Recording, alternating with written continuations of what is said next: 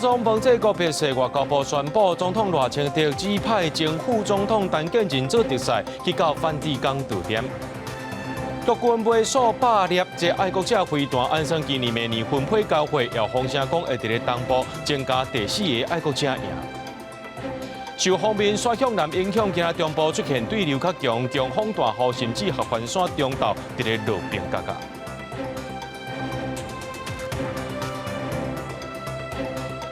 各位观众朋友，大家好，欢迎收看《4月23AM 新闻》，我是嘉豪。讲就是国军的拍算要买几落百粒爱国者3型精天型飞弹，来提升空防能力。按算伫咧今年、明年要来分配交会。另外，有风声讲呢，要成立第4个爱国者营，才有可能部署是伫咧华东地区。国防部表示讲，这是机密，未对外来说明。不过，学者是认为讲，这中共加强台湾东部的海峡战场经营，国军是有必要伫咧东部部署爱国者营。爱国者自行飞弹射向目标的航空器是射甲准。国军去年伫屏东九平基地进行爱2飞弹实弹射击，展现哪早的能力。今年7月伫台中青山港基地展示爱2、爱3飞弹。爱国者飞弹是咱国上强的防空飞弹系统，有爱2、爱3飞弹。安全广播。单位提升至立即战备。现在国军向美国购买数百粒的爱国者3型精天型飞弹，会当射到60公里遐悬，射程200公里。通炸弹道飞弹、巡弋飞弹，按算今年、明年分配交付。空军防空甲飞弹指挥部传出规划成立第4个爱国者营。随着各项新式武器装备获得的齐成，我们的组织编装也会配合做适当的调整，规划跟执行的状况，因为涉及到我们作战安全，我们不会对外做详细的说明。爱国者飞弹目前部署伫大台北地区、沿来台中、分嘉南、高雄、屏东地区也拢有爱国者飞弹为台湾西部建造真捌的防空火网。现在第4个爱国者营敢是要部署伫华东，引发关注，因为中国最近几年加强台湾东部海峡的战场经营，中国军机伫侵扰台湾，解放军4月初对台湾军演，中国汉南山东号就出现伫东部的外海，学者分析讲，东部是国军重要战略的保存地点，有必要加强华东地区的空防能力。更重要的是，如果中共用这个中程的弹道飞弹来攻击我们花莲嘉山基地跟机场之间联络道的话，那爱3增程型它的射高比传统的22公里增加到将近60公里，所以它也更有能力来拦截这个中程弹道飞弹。国军继续咧反制解放军的威胁。国防部长郭立雄表示，将按解放军日透早一步伫咱国西南海峡进行海空的联训。国防部23发布讲，侦测到中国军机29架次侵扰台湾，其中25架次超过海峡中线，进入北部、西南部、东部的空隙。加上中国军舰6架、2架公务船继续侵扰台湾，国军严密应对处理。公司新闻采访报道。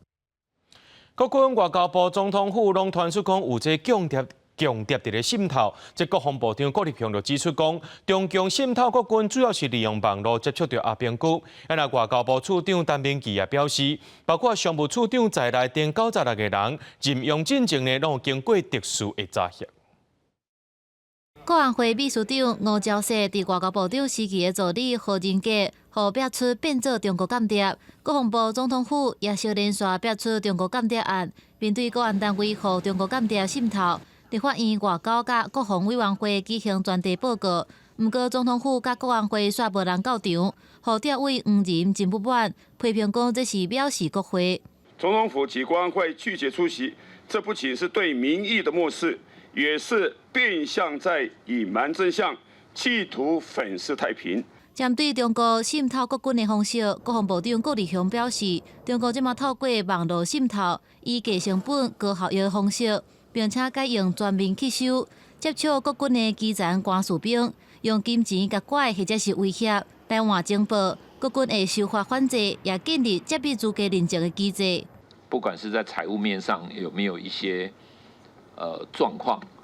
然后在这个尽管的这个部分有没有一些频繁出入这个，特别是中国的这样的一个情形，那这些都是在我们查核的范围之内。顾部长所提出的像国防部内部人员揭秘的这个相关的规范，我们也可以参照，然后看看是不是能够比照来办理。郭立雄强调讲，国军每3年进行一届的安全查核。但民基指出，外交部的人员牵连到国家安全或者是重大利益的工课，包含上处长96个人，人员进程拢有特殊的差异。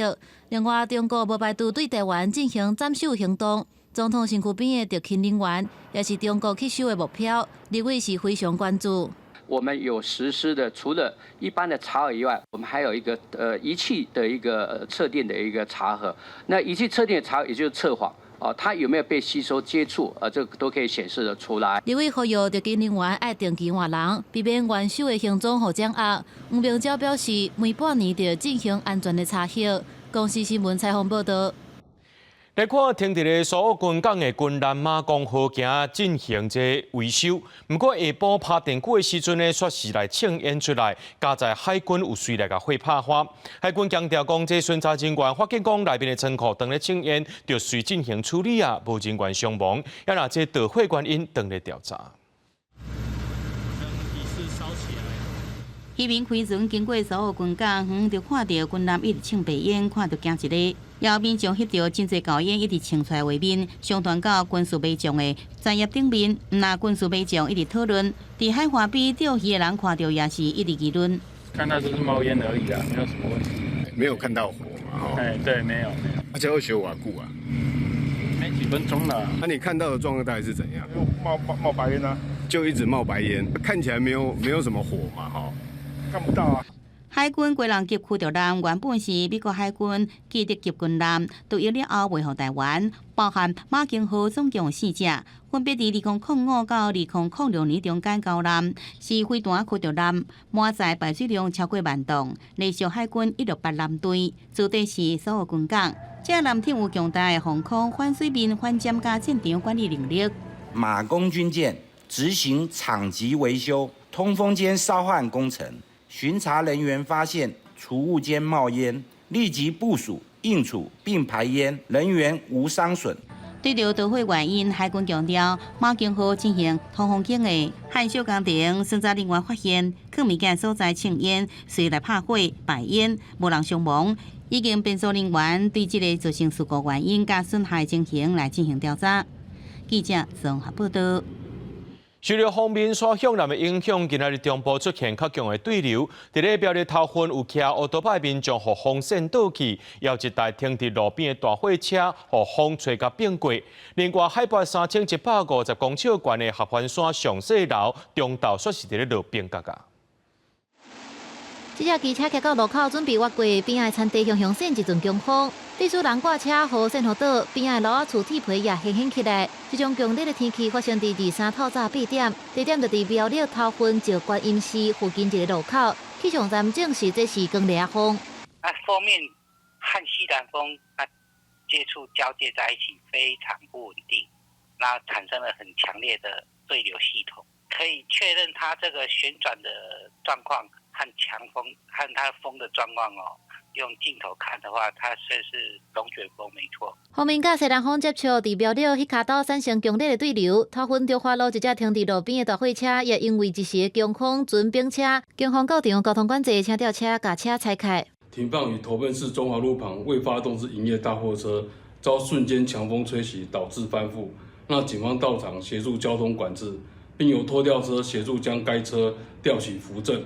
天顶落大细粒的冰架，南投仁爱合欢山附近的上四楼，23中到12点左右也出现真旺的对流。日月潭气象站表示，落冰架是一种固态的降水，因为合欢山的海拔真高，要被溶解进程就落到涂骹所地。台湾山区海拔高度超过3000公尺以上，旺盛的锋面对流系统通常会发展超过高空溶解层，将冰箱的固态降水如冰雹往下推送。大部分的冰箱降水会在下降的过程中溶解，但由于河湾山区海拔高度较高，因此在尚未完全溶解时就会掉到地面上，形成天降冰雹的灾害。气象站也提醒讲，锋面影响的期间，对流降雨通常发展甲非常紧，都会出现一时间的大水雨。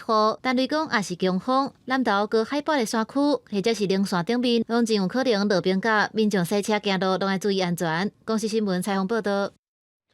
新北市康桥国际学校这高中1年的学生呢，骑脚踏车翻倒，伫中华速互轿车弄着，这7个学生轻重伤，其中1个伤势较严重。不过在今仔日已经精神啊，下晡也转到台大病院继续治疗。着主审的车友是认为讲，就算国内有画这宽道的脚踏车线，但是这路宽无限定是脚踏车的，就要家己特别注意咯。经过透明急救，4间的动物伤势渐渐稳定。23应家属要求转移到台大病院就近来照顾。李中华基督教病院也讲，击败患者会使度过危险期。归讲车祸发生当时处理得好。随行的老师以及旁边的同学做了第一时间的救治跟帮忙，让失血的状况不要再持续扩大。也另外6名学生也陆续由家长接回去，也是转移回去台北治疗。其他学生的后续行程也调整，23几天是暂停骑车，最后2天改行较安全的脚踏车道，才才完成预定活动。新北市康桥国际学校秀光校区300个学生骑脚踏车环岛，22号小客车弄着，造成7个学生轻重伤。有家长怀疑这个活动安全性，学校也出面来说明。都有经过很完整的这个规划跟准备，好，那自然会有一些风险，但是我们会在尽可能的情况之下去避开各种的危险。造成事故，这个4小的开车的人讲，伊是下落去捡物件，才造成这个事故。也过司法进上民众行车记录器翕到伊开车那么紧、那么慢，甚至危险变换车道。警方要调查是不是牵涉驾毒开车，依照涉嫌过失伤害加公共危险罪上班。也若骑脚踏车环岛，虽然真侪车友想要完成目标，不过因台湾欠缺专用道，也后这个安全真是要考验。它其实就是照着道路行走，所以很难避免会跟其他这个车辆会同行的状况。你带头者一定会看前方的状况，有突发状况，我们就会大声喊啊，或是告诉后方说，比如说有车哦。资深的车友讲，伊车友所知影的环岛1号线是当时观光局伫2015年底规划，虽然是以第1线甲第9线在省道公路为主要的混合型车道，当时配合17条区域也是地方特色优质路线，正做宽支线，满都互脚踏车专用。除了车友需要将路线规划好以外，家庭嘛要互相斗看斗注意，确保安全。记者综合报道。代替1个月20日，在花莲机务段伫咧调度车时阵，却无照规定去做去弄到一台 EMU3000的新自强号。代替表示讲，最近吊车事故原因无共款，拢是因为人为的问题。除了加强训练，也会全面检讨。今年1月，代替7堵站在做吊车作业的时阵，技术因为号志源发唔到信号，造成本道吹风钱甲歹去。无想到花莲大进前阁传出吊车弄到 EMU3000新自强号的事故，这嘛是5个月以来代替第7件吊车的事故。司机或者是吊车工的人员，或者是做轨道养护的公务，或是做这些耗资系统的这个操作的这些行控的人员，在待遇状况都不太好，所以其实流动的情形其实也有在发生。代替公司表示讲，这个意外是发生在4月20日下晡的2点20，花莲机务段一台 R169吊车单机在做连挂作业的时阵，虽然讲维持速限在25公里，但是根据 SOP 的规定，中应该停车，结果驾驶并无停，就直接弄到新自强号。因为列车的外观无受损，第一时间并无通报，隔等天检查才发现讲连接器有受损含漏油，所以就立案通报。如果他没有遵照 SOP。然后它的原因是什么？这样子的话，可能我们要去探讨这个驾驶的身心的状况。我们还是会继续加强啦，该处分的我们还会给予处分啦。对于吊车的那个训练基本的要求，我们会继续加强，全面来做一个改善。代替公司表示讲，最近吊车事件发生原因无同，经过调查，拢是因为作业的疏失，而且真欠安全意识造成的，而且边线路线的插进拢已经伤旧制去，造成败马的事故。虽然讲无人员受伤。嘛无影响到行车，但专案拢互云南处详细调查，而且配合云南会和铁道局的调查。等厘清责任了后，会严格惩罚有疏失的人员，而且加强风险的管控，避免这种事件搁再发生。记者综合报道。伫咧去年发生在台中捷运一个20岁姓洪的查甫人，伊揸3支刀啊，伫车厢内面攻击乘客，甲2个民众抬着伤。一审是去互判10年，伊不服提起上诉，今仔2审宣判，因为有含其中一个被害者和解，该判9年9个月，专案也阁会当上诉。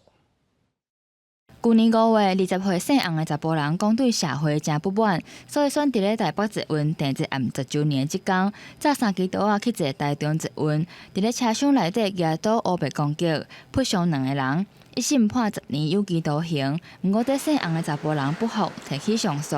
台中高分院23、2审宣判，考虑到已经甲其中一位被害者和解，所以改判9年9个月。本院审理后，认原审未及审酌，被告已与被害人吕兰达成和解，乃撤销此部分杀人未遂之判决，改判处被告有期徒刑7年6月，其余上述部分则予以驳回。台中高分院表示，姓洪的查甫人犯2件杀人未遂，各有1件强悍危害公共，计共3罪。不过考虑到已经甲被害者和解，所以原本判7年10个月，改判7年6个月。不过合议庭认定伊有杀人的犯意，所以其他2罪上诉拢甲驳回，计共是判9年9个月。因来受害者的家属是表示尊重司法的判决，希望这件代志会当互社会启示。我们就是尊重司法，因为这个是法律的东西，我不太懂。希望社会有所约束啦，不要说不高兴还是说某某因素就任意伤人，这样不好啊。宣判即天，姓洪的查甫人甲被害者拢无到庭听判决，进前伫咧民事庭，这嫌犯就已经甲姓寇的受害者调解，因若姓李少年的老爸是无讲用偌济钱和解，专案也阁会当上诉。公视新闻综合报道。有查甫民众昨坐台北捷运的中和新路线，指控一个查甫人甲伊偷翕，也因为有翕到伊的正面呢，就要求对方爱甲这影片抬掉。律师也提醒讲，就算毋是这性温书的这个偷翕，也无牵涉到这刑案，也是有侵害肖像权的记录。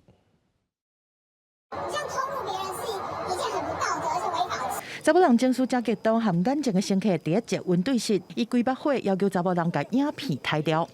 没有录，而且我一定报警啊！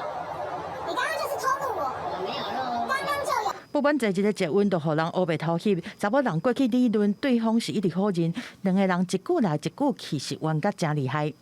他就录影，然后是我的上半身。当下其实我没有想那么多，我就是想要他把它删掉，因为我觉得很不舒服。再加上我看到他的手机里面很多拍别的女生的照片，所以我觉得他应该是蛮惯性在做这样的一个事情。查某人出面控诉讲，第22中到12点外，伊在中和新路线发现讲对面的查某人甲镜头对准伊，伊气甲过去下面冤家，伫列车到站了后，随落车报警察。听到周围有人拍小朋友手机，他到时候对你到底怎么办？就不要激怒他。查某人甲警方讲，在对方手机内面的相片，毋但有伊，阁有几下个查某人正面的相片。但警方到进前，查甫人就已经走去。报案人表示，目前暂不提出告诉或申诉。面对疑似涉及偷翕，警方讲会当持警击铃，也是卡110降低正面的冲突。北捷嘛补充讲，卖当用 AI 智慧客服来通报。虽然讲专案是无涉及性温书，但是有律师提醒讲，伫公共场所凊彩共翕，可能涉及侵害肖像权。只要拍到人的任何头部或是脸，那身体部位都可能会侵害到算是肖像权，但只是差别在说未来在诉讼过程当中，你能不能连结说这个形象是你这个人。在捷运这种场所涉及刑案的偷翕，今年到3月已经有14件，就算是无翕到私密的部位，无刑事处罚，但是律师讲，赶快会当提出民事的诉讼，要求损害赔偿。记者综合报道。观光地区接看到这4辆的电动脚踏车，法规界是列做是其他慢车，由地方政府来管理，也无强制业者爱投保。若阵发生代志时阵，定定是回袂清。交通部表示讲，有一寡县市已经有规范咯，也会协助其他的县市呢来制定。若讲到这全国性的指引呢，这部分是佫需要讨论的。尤其骑4辆的电动车要正滑的时阵，无控制好势，规个冷去。伫咧台湾的观光地区，真正看到有人骑4辆的电动脚踏车四架势。如果若是发生事故，车害去，人受伤，作用人甲业者的赔偿责任是真恶理清。有业者表示，虽然各地方政府的规定拢无同，为着兼顾家己和民众的权益，伊家己是有特别保险，又建议未来全国通统一规定。伊即马是还未强制爱规定啦，啊，毋过。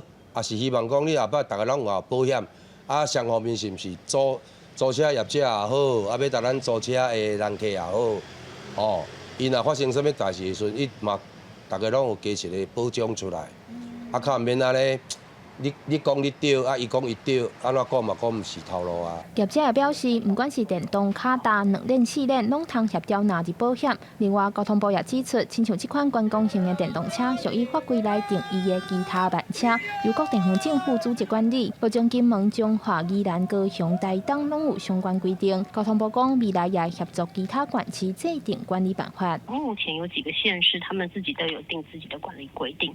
那我有看他们的管理规定里面，大概也都有提到，可能需要做一些基本的投保，只是说就是说，有没有一些指引性的可以协助地方政府？这个我们后续可以来讨论看看这样。交通部表示，因为各观光地区通骑这款电动车的路段时间标准拢无同，未来是毋是通比较沙包车管理，制定全国性的指引，规范安全检查、保险定型化契约。交通部会用讲会搁再讨论建议。记者中华嘅谢桂玲新北报道。美国电动车特斯拉昨公布第一季的财报，即营业收入含赚的钱拢减少，赚的钱是6.71%。执行长马斯克伫咧财报会议顶头表示，5月开始呢，伊分配予川政府效率部的时间会大大减少。另外，美国总统川也讲，对中国的关税会降真济。伫川普的就职典礼，马斯克奇怪的手势引发负面的批评了后，和伊有关系争议就无搁动点。由于传领的政府效率部也对川普的任期已经满3个月。I'm excited to announce that we anticipate savings in FY26 from reduction of waste and fraud by $150 billion. And I mean, and some of it is just absurd, like people getting unemployment insurance who haven't been born yet. 马斯克主导甲美国联邦政府简化保留重要的，到当已经有超过10.5万名联邦国员互资遣，也是互洗头路。民众甲愤怒转向特斯拉，所以地区欧美各地一直传出作弊抗议，也是特斯拉放火的事件。因那抗议的声音当中，特斯拉也传出营收大败。日前公布的第一季的财报，特斯拉营收获利拢是比市场的预期较低，其中第一季的获利干那剩4.09亿的美金，大败71%。这也表马斯克爱出席伊过去捌讲过有代志才会参加的财报电话会议，也宣布下个月开始会渐渐唔干涉政府效率部的工作。Starting probably in next month, May, my time allocation to Doge will drop significantly.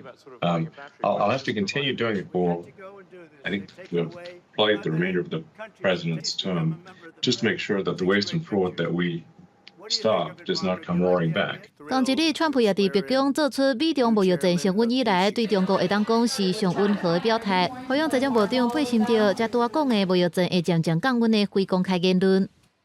No, I'm not going to mention COVID. I'm not going to say, oh, I'm going to play hardball with China. I'm going to play hardball with you, President Xi. No. We're going to be very nice. They're going to be very nice. 根據美國媒體 Politico， 北京已經接近甲日本和印度達成協議。北京發言人李維德表示，即馬有18個國家提出書面的提案。美國貿易團隊這禮拜也和34個舉行會議，因為對中國的關稅，川普已經表示未到145%。145% is very high, and it won't be that high. It's not going to be that high. It got up to there. We were talking about fentanyl, where various elements built it up to 145. No, it won't be anywhere near that high. It'll come down substantially, but it won't be zero. 川普日前表示，中國將基本要是愛達成協議，若無就無法度佇美國做生理。若准中國無法度做出協議，川普講美國就會出手。這好親像也是咧為美中貿易戰談判卡條的這件代誌留一個線索。公司新聞洪如梅編譯。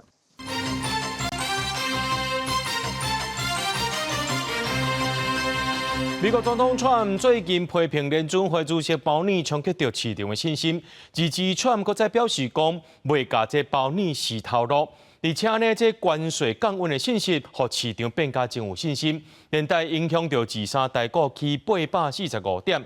不過，這市場也出現到這股市和匯市分開行情形。專家表示講呢，是因為這美國市場起起落落，市場甲這資金抽走的關係。美國總統川普最近真濟屆批評聯準會主席鮑爾，佮講要甲伊開除，引發金融市場震動。美國時間日前，川普向改變態度，出面解釋表示無要甲伊開除，伊是強調即嘛是降利息的好時機。No, I have no intention of firing him. I would like to see him be a little more active in terms of his idea to lower interest rates. This is a perfect time to lower interest rates. 加上川普最近放出关税降温的信号，互金融市场好亲像更有信心啊。道琼工业指数反弹超过1000点，美债甲美金也对剧烈的震动当中开稳，诱动台股23大盘就跳空开悬，冲起哩19000，一路上升，将中尾盘前日来有悬，指数起845点，收伫上悬19639点，创下历史上第二悬的起的点。电子股也是振作起来。台积电开盘853块，收悬873块，起57块。信心这个稍微一恢复，资金回来就是点火这一些股票啊。今天的指数大涨了840几点，有一半以上的一个涨点，其实都是台积电所贡献。市场投资的情绪改善，23下晡同款开红盘，日经指数一时起900点，韩国综合指数同步收红，不过相对股市大起，台票的汇率是对昨收盘32.498，起淡薄到32.492。专家讲，因为美国市场波动上大，市场的资金流出来，加上美金相对台票是钱变薄，才会造成最近股汇无同步。活期储蓄存款跟活期存款的年增率下降的情况下，就是让整个 M1B 会有比较明显的一个下降。那在 M2 的部分，个因素是在于这个外汇存款的部分。中央银行也公布2025年3月金融的情形，平均的货币总计数 M1B 甲 M2 月增率分别是负0.43%甲0.08%，年增率也分别下降，显示资金净汇出甲放款佮有投资的年增率下降。另外，证券尾巴存款也大大减少，显示股市向下修正，市场较冷。公司新闻采访报道。高中邦这个别墅校定伫咧当地时间26早起要举行丧礼，但係外交部宣布讲，总统赖清德指派前副总统陈建仁做特使去到梵蒂冈悼念。总统派前副总统去教廷，有什么样的期许吗？这是我说人民的哀悼之意。高中邦这国过身，决定要伫咧当地时间26早起举行丧礼。咱这边路尾是宣布讲，总统赖清德指派前副总统陈建仁做特使过去梵蒂冈参加。大家去应该是目前对我们梵蒂冈表达我们的怀念表达我们的不舍是最佳的。前天才知道，昨天才决定星期六，我们的时间真的非常压缩，所以可以讨论的时间也并不是非常多。最后我觉得这样是一个最佳的选择。总统没有办法去，有没有感受到对岸的压力？不是，我刚才讲，这是目前是我们决定水平是最好的嘛。外交部处长吴志忠表示讲，经过台梵双方的讨论，认为讲陈建仁和教宗的关系真亲，是上好的人选，而且可能过程有受到中国那边的压力。未来就职的部分有努力要让总统去吗？他们都还没决定，但是等那个，我们就等那个什么新教宗选出来。对到总统敢有可能参加新任教宗的就职，外交部并无讲出一个明确的答案。在国际犹太人屠杀纪念日的活动顶悬，赖总统和以色列和德国的驻台代表做伙甲蜡烛点火灯，中心人权和和平是台湾和友盟国家共享的价值，嘛是台湾和世界的重要连结。强调台湾会和民主伙伴国家继续深化合作，维护区域和世界的和平稳定。记者综合报道。北检当咧侦办这罢免提技师涉嫌伪造的案件，进前约谈国民党台北市党部主委等人，或者党主席朱立伦伫咧地检署外口抗议牵涉违法集会。法务部长陈明谦表示，目前管区的这个警方呢已经报请北检分他治案当咧侦办。啊，那在野党批评内政部长刘世芳介入指挥办案，这陈明谦是讲无多替伊回答问题。罢免连署强棍就是掀起造假风波，毋若双北高雄这所在罢免团体连续互检调侦办，进前过人地检署侦办罢免国民党立委林派雄、连署组涉嫌伪造案，其实透早6点到连署领导所在市电铃，防怀疑是了民，也让法务部长陈明谦是安尼回应的。考虑到基隆的特殊性，因为基隆的民众绝大部分都在外地的一个工作多，所以我们避免就是说，那个被传唤的对象那个说还要再跑一趟。部长，你真的确定哦？部长，所以需要早上6点去送，我觉得这句话这是那个6点半以后，6点半。我觉得这很不妥。也来进前国民党主席朱立伦号召支持者到北检来支持台北市党部主委黄如金如，就连台北市长蒋万安也到场来赞声。不过因为该区是集会游行禁制区，防执意带头违法，蒋万安23搁再讲到，甲求甲警察局长讲一切依法行政。是不是违法？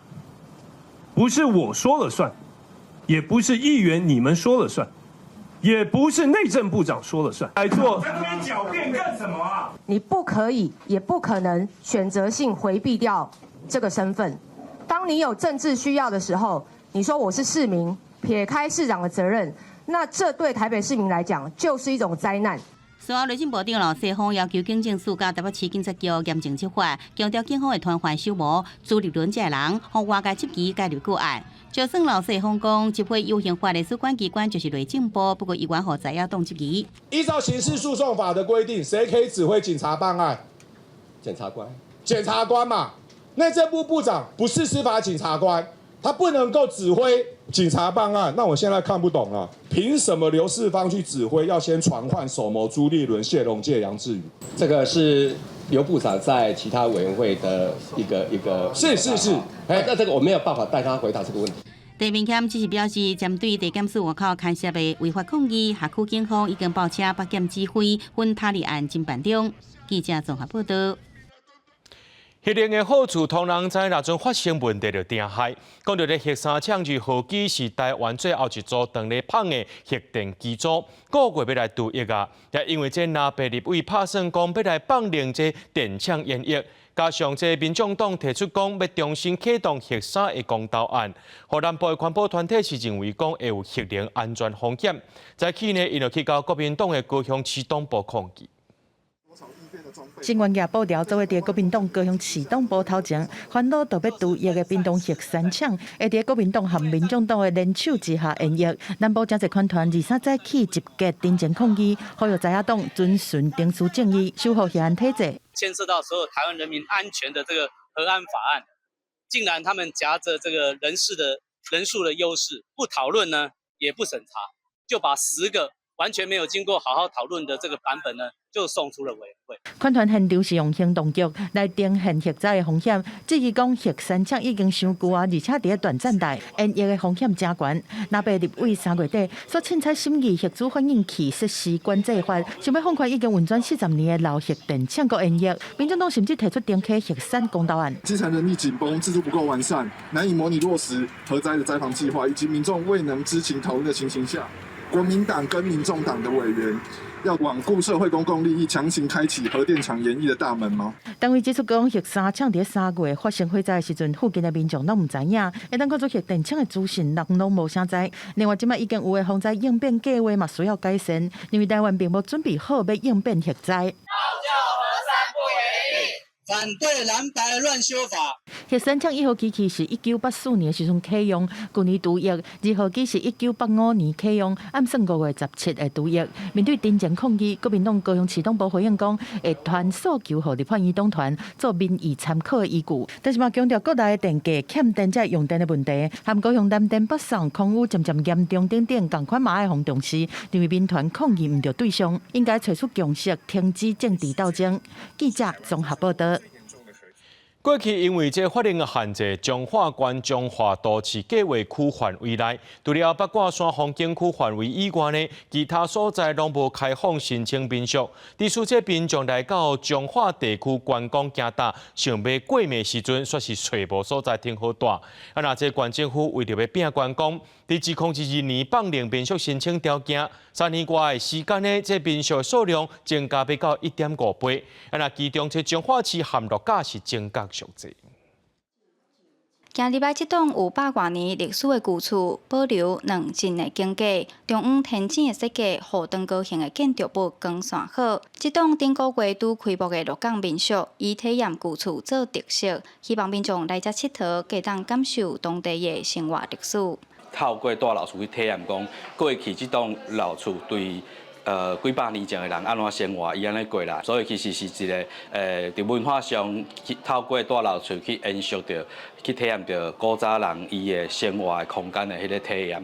鹿港有济济的历史古迹，佮有出名的老街，有袂少观光人潮。彰化县放令民宿申请条件了后，鹿港民宿的数量增加上济，为2022年的31间，到今有60间合法的民宿，增加第2济的是彰化市，目前有5间。彰化市业者指出，安尼数量也尚少，无法度吸引民众来过暝。应该可以多鼓励年轻人设民宿，然后让他们知道该如何设民宿，因为民宿量体真的太少了。做民宿其实是一个相对我觉得比较好的收入，然后也对彰化的观光真的会有帮助。县府要鼓励民众投入民宿的经营，拢一直有咧辅导咱的民宿成立的说明会，嘛咧加强民宿业者品质的提升。民宿业者认为，除了提升民宿的数量，嘛会当结合文化行大活动，规划旅游行程。刷落来，今年10月，台湾世界展将要伫中华举办，业者嘛期待透过世界展带来旅游人潮，拍破进前网络票选出中华是上无聊城市的讲法。记者杨淑晴中华报道。人讲食鱼食肉也着爱菜价，即马不只是菜价，是菜爱食较济寡。唔知观众朋友，你敢有统计讲，你一工食的这菜色果子的数量有偌济咧？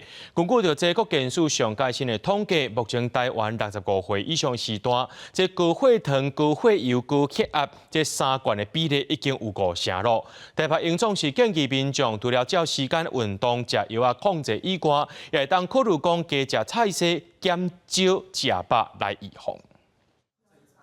那我们早餐可以把白馒头换成杂粮馒头，再加一些蔬菜下去。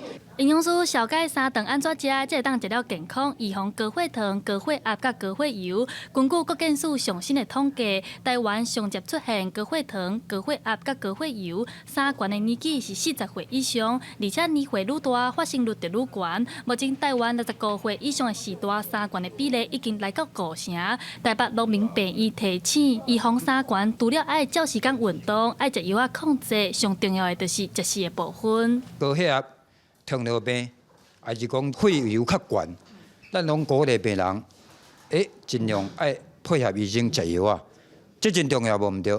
过去咱医生嘛鼓励讲，加去行加运动。但是重点，即马新的观念就是讲，食物件方面一定要去注意。营养师表示，即马有愈来愈侪人考虑到环保议题和家己的身体健康，会开始减少食肉，就是以菜色为主。譬如讲，规定家己一天食89%的菜色，19%的肉类。营养师表示，这款食法毋若纤维有够量，也当减少油脂、胆固醇。弹性蔬食，他们也会建议说，我本来就是吃肉的人，他大概在一天的分配里面，只要分15%去留给这些肉类，就是他还是可以吃一点蛋，或吃一点肉，或喝一点牛奶，去摄取他需要的其他的营养素。另外，营养师也建议一般的成年女性一天爱食7份的蔬果，分别是水果3份、菜色4份；也若男性建议爱食9份的蔬果，就是4份水果加上5份的菜色，而且每一份的量就是一个拳头母的大小。营养师表示，安尼食对现代人来讲嘛较健康。记者第一选柯敏哲台北报道。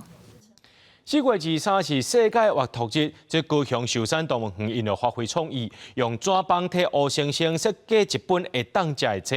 伫这册内面呢，有藏一寡果子啦、葡萄干，这脆食物啊。这乌猩猩是哪鲜哪食内面的物件？这趣味的画面呢，游客看了拢讲，这动作乌猩猩袂输是伫咧看这共款，看起来足够水的。伫寿山动物园导览员的带领下，小朋友看到乌猩猩手顶摕着一本天开的册，拢感觉真熟悉。大家拢感觉奇怪，猩猩哪会看册呢？不过若是镜头揪较我哋甲看，乌猩猩的手一直咧看册，嘴哪像咧剥物件。这是动物园响应4月23世界活兔日，特别为乌猩猩做的会当食的册。现场有小朋友来参与食物册制作，大家看到乌猩猩看册画面，拢感觉真古锥。你会觉得他是在看书还是在吃东西？看书，没有想那么多，但是觉得在看书。动物园讲，因为人工饲养的动物无亲像野外，会当时常接受到真侪无共款的外界刺激，因此因常常会配合一寡节节来设计活动，用食食、音乐也是特殊的气味来给动物无共款的刺激，就此来看因的环境，也给动物的行为会当更加多元丰富。让他感觉生活上是比较有一些变化性，不会是一成不变的。那所以我们除了不定期透过提供不同的一些多样性的食物之外，那我们也透过类似像提供像这次这个书本，像这种行为丰富化的玩具，让他们可以借由这个探索的过程，让他们可以多一些生活上的刺激。乌猩猩的智慧大概跟5岁囡仔差不多，会当看到囡摕到册了后，就开始思考这是啥物，要安怎甲规矩扛出来。动物园讲，这种行为方功互化的训练嘛，爱看动物来设计，亲像这款难度较悬的训练方式，都敢若适合吴先生来做。记者柯家族柯昭雄、高雄昌报道。人讲嘛爱心嘛爱人，这考试规定要到啊！台南市推设着考运祈福导览，带民众伫2公里内行大5间庙，拜文昌帝君、魁星爷等等的神明，祈求会当金榜题名，也互这考生安心考试。这条导览路线唔但有宗教信仰，也结合着文化导览。台南全中比赛，学校放假，侪家长带囡仔来庙行打，佮传无共的奖品，要祈求考试顺利。因为高级统一入学测验参各种会考，念力要高啊。过来这边祈求一下，可以考上第1志愿。我们就准备冲啊，就是那个聪明嘛，然后算就是神算啊。还有包子是包粽，然后芹菜是勤劳。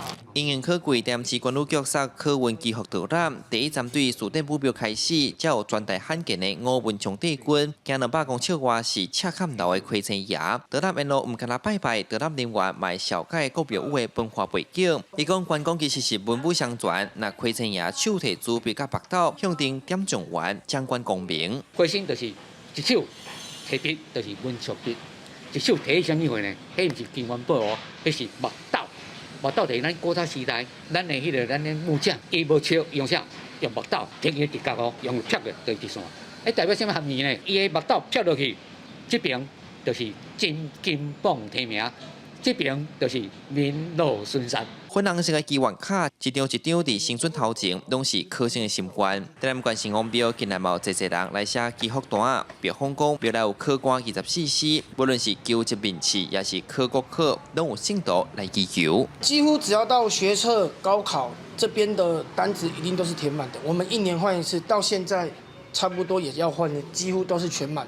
哎呀，对啊，供不应求。这条1.6公尺长的考运导览，第5月起过，每礼拜6出团，拢总是提出120个名额。管理局讲，希望带民众来参访台南重要的国庭古迹参庙宇，除了增添信心，买当联拔在地文化水。记者李上台南采访报道。来看新潮这第2届清华大学艺术节，今年的活动非常特别，行出校园哦，邀请200多位2岁到80岁新的市民做伙来创作。发挥创意，把铁桶变做艺术品，内底有沾借原住民学生的多庭作品，还有囡仔摕宝可梦、七头米仔来打，也有人用新的在地名产米粉来创作。非常困难的地方就是因为它是油桶是滑的，颜色很难上去，画了2个礼拜都还没有干。每个人都非常有创意。而且这种精神真的是非常值得鼓励的。这个米粉啊，就是南新的米粉做的，跟台湾、跟新竹的特色是非常有。南新董事长送过来的时候是非常兴奋，新竹的整个代表，所以我们可以看到有新竹的，也有这样子的小孩子的创作，是用他自己的玩具全部贴出来的作品。清华大学艺术节今年特别行出校园，邀请200外的新德市民到场参与艺术创作。来参加的民众对2岁到87岁拢有，希望透过艺术，和学校甲地方有更加多的连接。每一个这个筒子呢，它都有在诉说他们心里的故事，所以从这些筒子里面可以看到每个人现在所面临的开心或是愉快，或者是困境的事情，让我们的这个艺术的种子能够在新竹市扎根，然后让大家都能够享有艺术美好的生活。清华大学艺术节今年有超过30场的音乐会，而且5月19号校庆音乐会也是头一摆搬上国家音乐厅演出，邀请罗西亚指挥家甲清华乐团做伙表演。记者杜君和新潮报道。今仔日是世界阅读日，文化部今年以儿童甲青少年为主，选100本册，要透过着这戏剧呢，也佮有这种种的这艺术，希望讲会当用各种方式来做呈现。有这乐团也佮有剧团改编着台语故事册，希望透过着表演，互观众朋友学习着海洋生物的台语，甚至是了解着海洋污染的严重性。海豚是华语啊，台语怎样讲嘞？是啊，唔是，大家对我念者，海底。海底航海精灵伫咧海底探险，带囡仔做伙学台语，用台语互动。在戏剧表演过程中，也搭配讲乐器的音乐表演。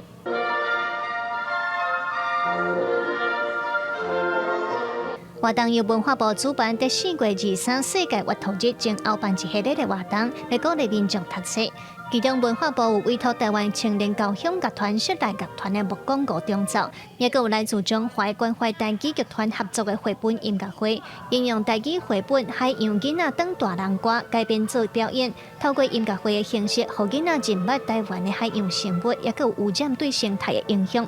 这系列绘本吼，像拄仔讲的，或者今日演的，吼，这个海洋的故事；另外就是拄仔讲的，这个囝生仔的故事，吼，囝生仔嘛想要一个厝，但是真侪囡仔吼，落去海边捡这个螺仔壳，都互囝生仔无厝通住。还有一个故事是讲这个水果王国的故事，利用故事，互囡仔会当了解吼，这个规矩的一寡特性，嘛了解这个规矩的名。为着要让囡仔通欣赏音乐，也通学着台语，乐团和剧团合作的绘本音乐会，拢总要办15场。新北市幼儿国小有老师带学生做伙来参加活动，也有家长对囡仔做伙来。有家长表示真欢喜看到囡仔会当用无同方式来学台语，会当有音乐的配合，然后甲欣赏这演出安尼感觉安尼真正袂歹，因为阮咧厝诶拢咧讲国语较济，若要讲闽南语，就是甲长辈，就是阿公还是阿嬷，再接触。文化部表示，一直到4月27日，在台北的台湾当代文化实验场，拢有世界月头日的相关活动，拢总有27场台语的活动。今年特别以儿童甲青少年为主，有精选100本册，要透过演出、册展，也有讲故事等等，互艺文的种子通自细汉长根。记者卢尚如、郑准由台北报道。咱台湾是多语的环境，常常会甲这华语、台语，甚至是英语难咧讲。最近有电信公司开发新的 App， 应用这教育部国教院和客委会资料库落去训练 AI， 或者 App 除了华语、英语，也听有台语甲客语。经过团队的测试，这正确率差不多有8-9%。有用户体验了讲吼，敢会使讲会使直接甲讲的话，若讲台语会使输出做台语的文字。你感觉这个功能安怎？这个很好，很有趣嘛。那讲话、那录音，即马手机也有真侪 App 会当摕来做会议记录，也是访谈、答字稿等等。听华语、英语较无啥大问题，不过若要用来听台语，正确率就无讲介理想。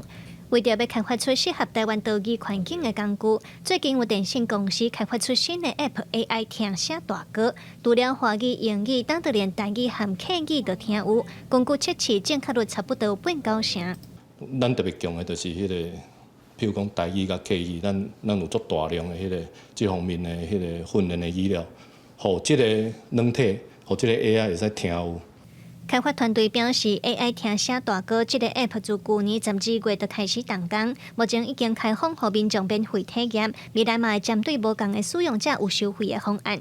除了上基础的听写到抓重点，也佮有结合 AI 技术，互听写的内容另外会当整理，佮改写做社群平台的文章，也是日记等等无共形式。用你讲的话，还是对方讲的话，就变成文字进一步。这文字还佫会使变成咱可能是为会议的记录，还是讲可能是新闻的报道，还是讲可能是一个Facebook 的文章，还是你可能是一个日记，拢会使。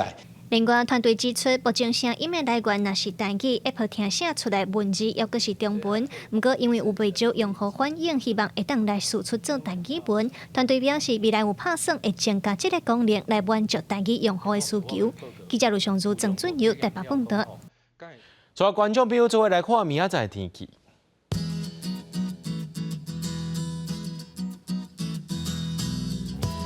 今日台北桃园新竹对21度到29度，苗栗台中彰化南投云林对22度到31度，嘉义台南高雄屏东对24度到34度，宜兰花莲台东对23度到29度。天哦，金门马祖对19度到29度。还有未来3天的气象。